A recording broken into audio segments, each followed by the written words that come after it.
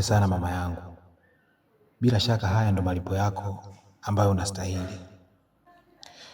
Japokuwa mimi mwanao, ninapokuona katika hali hii, roho yangu inaniuma sana.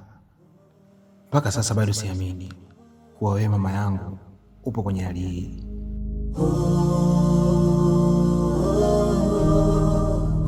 Roho yangu inauma, nimebaki peke yangu. Dunia imenipuuza, nadondosha chozi langu. Bila huruma wanaitesa nafsi yangu.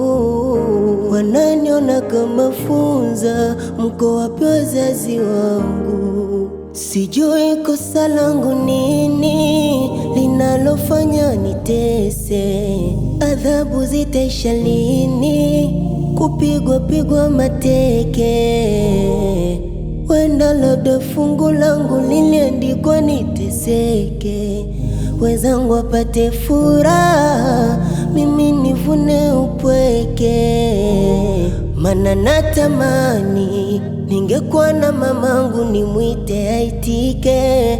Natamani ningekuwa na babangu mkono anishike.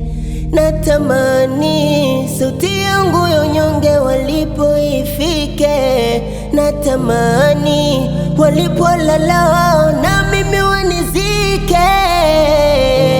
Mimi mtoto yatima.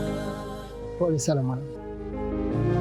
Mimi mtoto yatima.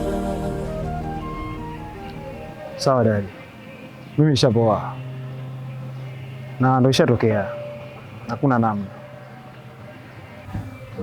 Najua inauma sana, hata mimi inaniuma, lakini inabidi ukubali kwamba kile ndo anachostahili. Sasa mimi ninachofikiria, inabidi tumpeleke hospitali kwa watu wenye upungufu wa akili. Kumwacha hivi sio kitu kizuri. Sawa. Basi tuongozane nyumbani ili tukafanye utaratibu.